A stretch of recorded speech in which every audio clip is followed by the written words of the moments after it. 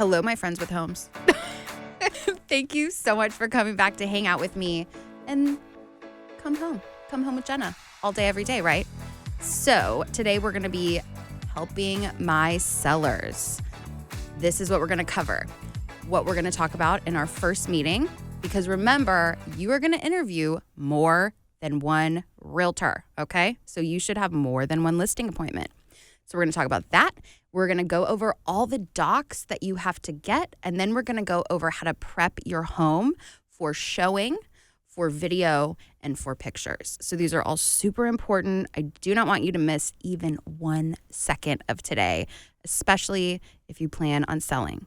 Also, go check out my previous episode because I bet if you're selling, you got to buy too. And that one was all about my buyers. Let's get after it for the sellers.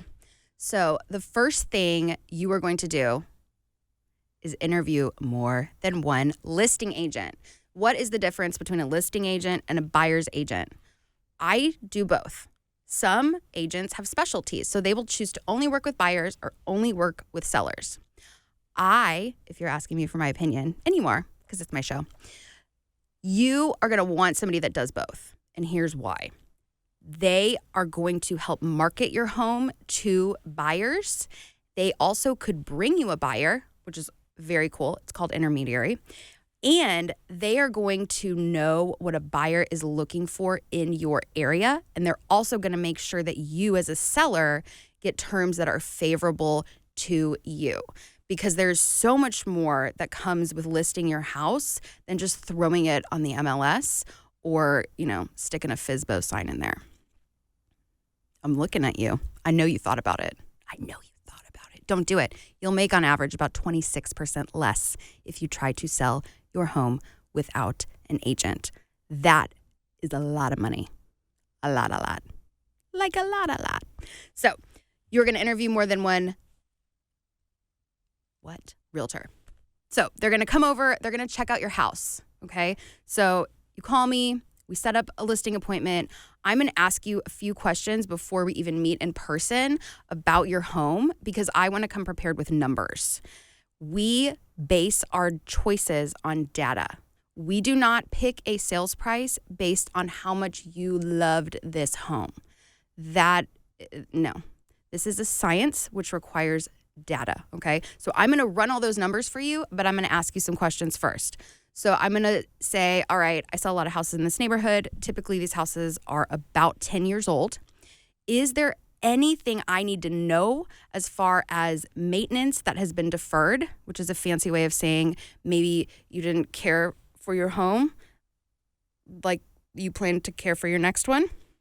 Or have there been any updates that might add value to this property? So I need to know those right away, and then I'm going to run the numbers. I'm also going to ask you how long you've lived there, what condition it's in, when did you purchase it, what made you want to live in this neighborhood. All of this is information that I want to have before I come see your house. So when I come see your house, I'm going to bring you numbers, okay? I'm going to say, the house down the street sold for X. This is a comparable for your home because of these reasons. So when we're running comps, we want to make sure that the square footage is within 500 feet either way. So just because your neighbor's house sold for this crazy number, that's wonderful, but it really might not affect your sales price unless it is a direct comparable. Was it built within the same decade? How is the condition? What updates have been made? Has it been cared for? We could do a whole nother podcast on how to care for your house because the biggest thing I see with my sellers is what I ask them to do in order to prep their house. It feels like an upgrade to them because it's all happening at once, but most of the time it's just deferred maintenance. So if you keep up with your house will keep value. When you go to sell it, expect to have to do some judging, okay?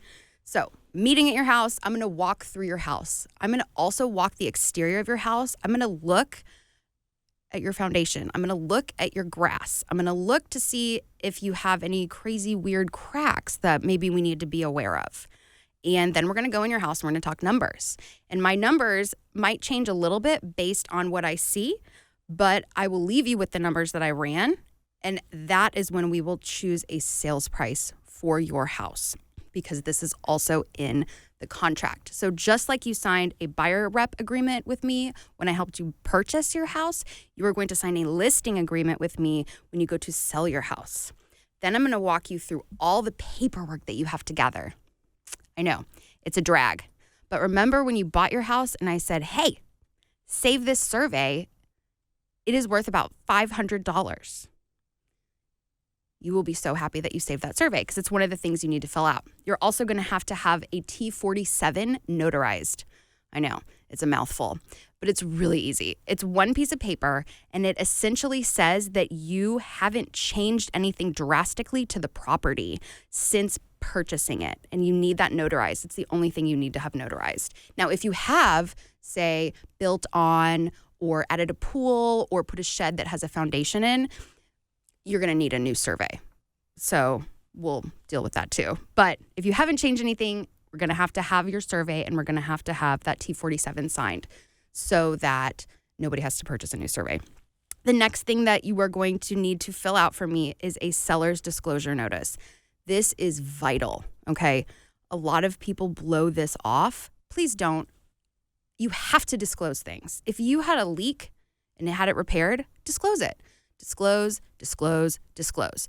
You want all your cards on the table because you don't want to get sued, and I don't want to get sued, and you want to act in a fair and equitable way. I know you do.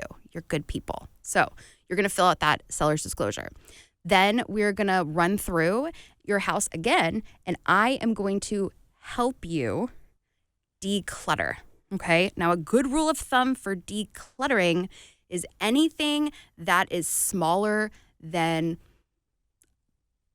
probably a volleyball needs to go, okay? I want clear countertops. Don't put your soap on the counter. You know, I don't want to see any of that. Nobody wants to see any of that. Show off your counter, even if you don't love it anymore, show it off. It's space, it's good. And we're going to go through on how you can stage with what you have. We're also going to schedule a video filming day because we're going to do a big video, HGTV style of your home. We are also going to schedule picture day. Those are not always on the same day. And sometimes you are going to need to prep differently for different things. Example, when you are having your pictures taken for your house, all of your light bulbs need to match. People always forget that. Not only do they need to match, they need to exist. So you can't have a chandelier with 3 light bulbs if there's a place for 7. It's not good. Doesn't look good in pictures. Also, your fans have to be off. I know. Nobody wants to see this spit. No, doesn't look good on film. So these are just some little things. Now, this is when you get frustrated with me because we're going to go over all that deferred maintenance and judging, okay? The most common thing I have to ask my sellers to replace, and I always ask because there's a price associated with not doing these things.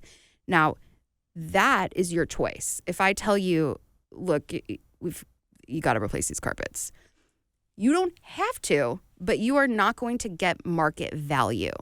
So just because you're doing these little improvements, especially the ones that are maintenance, it is going to bring your house up to market value. It isn't going to make you more money.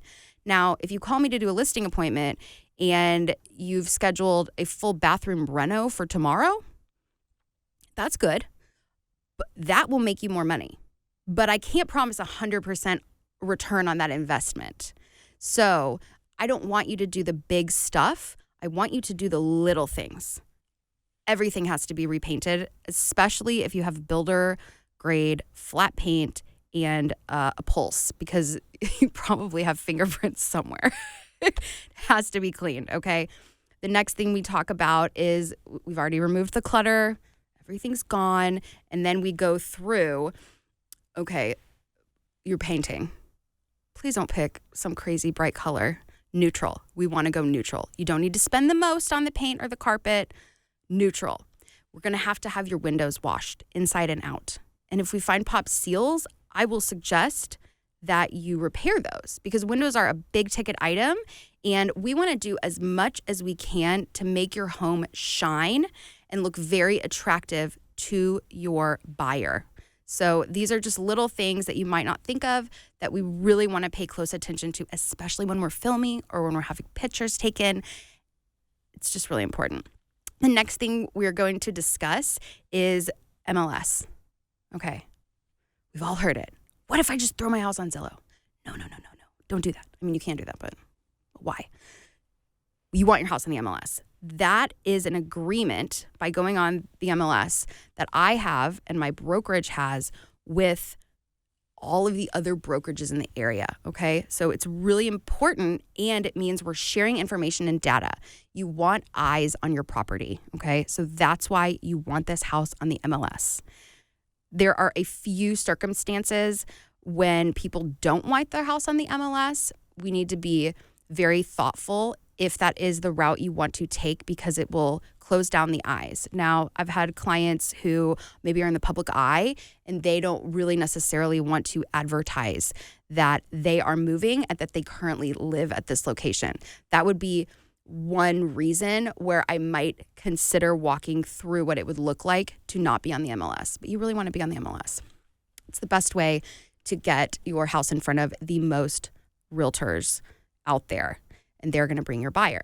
So we've talked about how we're going to judge your house. We've talked about all of the little things that you can do. We've talked about the difference between maintenance and major updates and what those things have to do with your pricing. We've talked about the data. There's a lot of data, y'all. So much data, but it's all important. So we've talked about that. That's how we're going to find your price. The next thing I'm going to do at this appointment is I'm going to run through what your current micro market looks like and what you can expect. So in your neighborhood right now, how many other listings are there? These are your competition, right? How long are they on the market? If you go back to our first episode, I think I told y'all that we had not a lot of inventory, but you can look back a year at comps. So we're not just looking at what's currently on the market in your neighborhood now. We're looking at what has sold within the past year.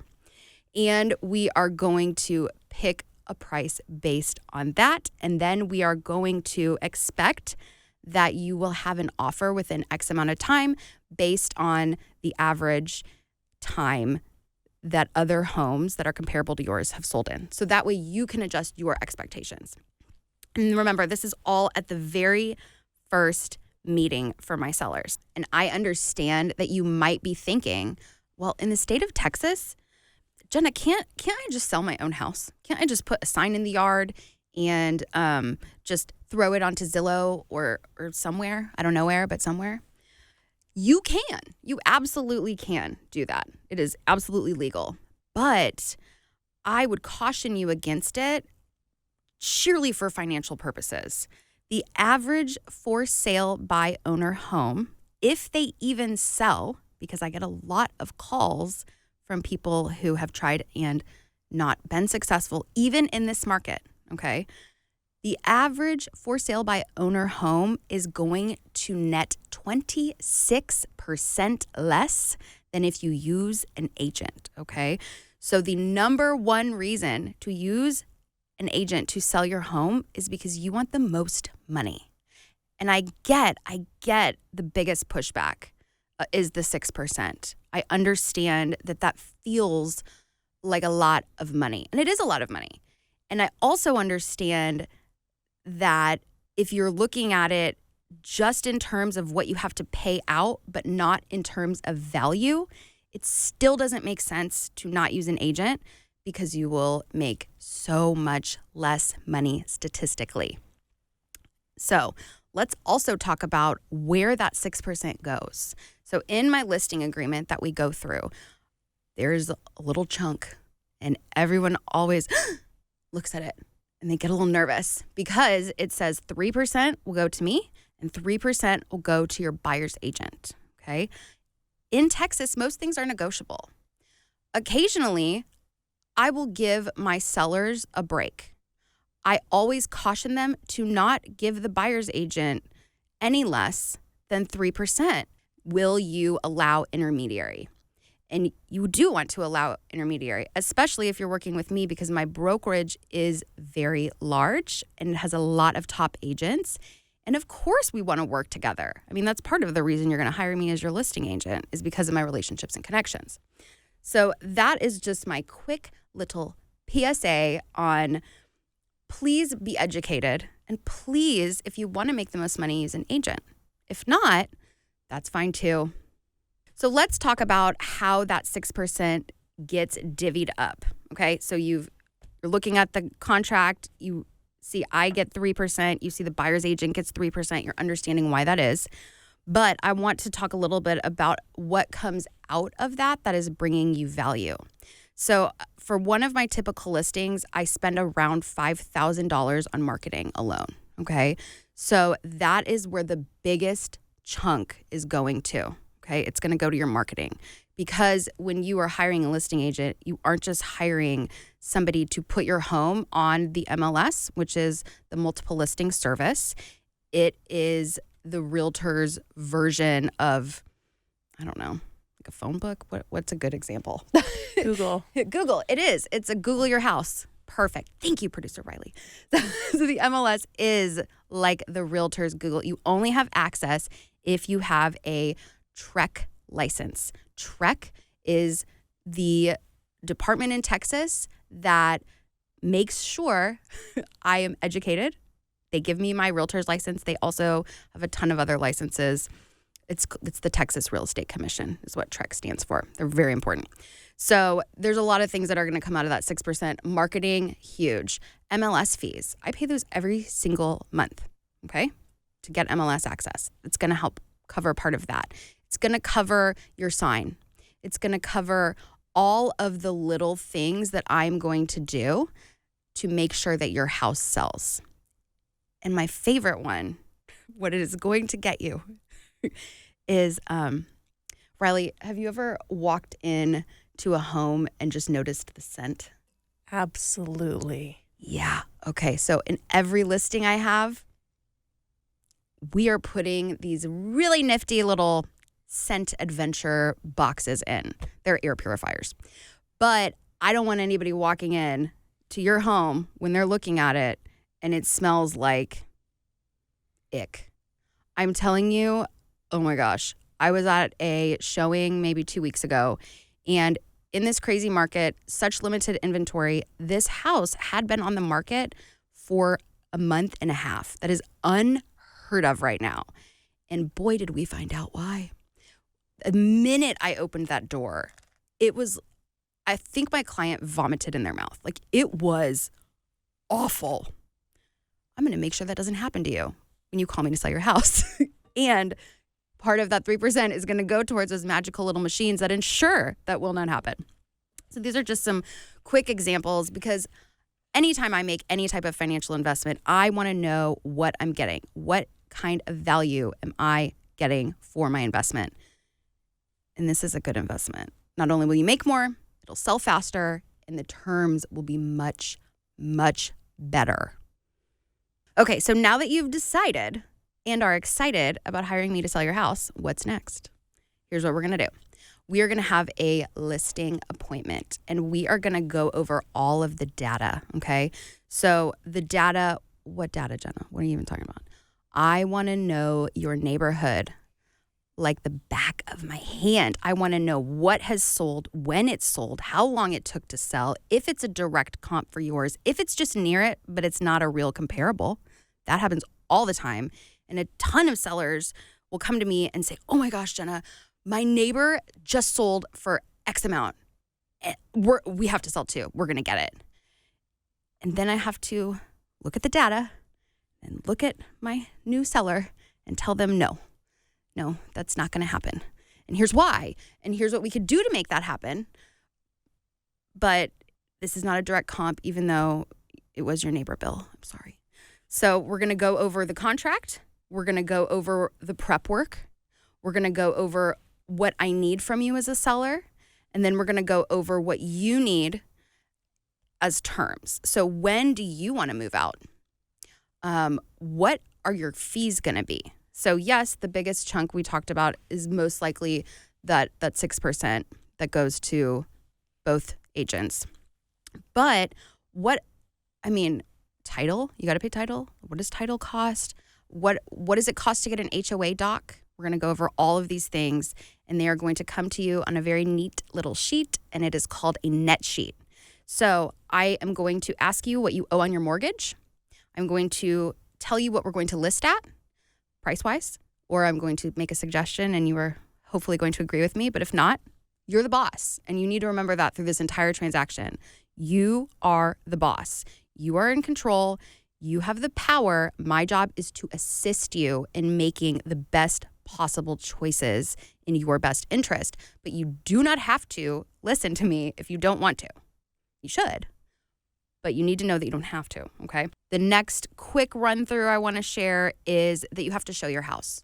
That's just, you have to. I mean, in a perfect world, everybody would be an iBuyer. An iBuyer is someone who purchases a home, usually out of state, and they will have a virtual showing with their buyer's agent, and they may never enter that house prior to owning it. So if that's not happening, you're gonna have to show your house. So that is the next step that we would discuss is, okay, I use a showing service, and this is how they notify you. This is how they notify me. This is how we receive feedback. And then I lay out expectations so that you can get all of that feedback, because that feedback from those agents is very valuable to you as a seller because you can tweak things based on their feedback. So I know this was a hefty episode, y'all. Thank you for hanging out with me today. I've loved sharing with you. And stay tuned because we're going to get way more in depth on everything you need to know to sell your house or to buy a new one or even to invest. So don't forget to like, to follow, and to subscribe. And please, I love reading your emails. It makes my day. So comehomewithjennah.com. Send me your messages. Like, follow, subscribe. Do all those things. Bye, guys.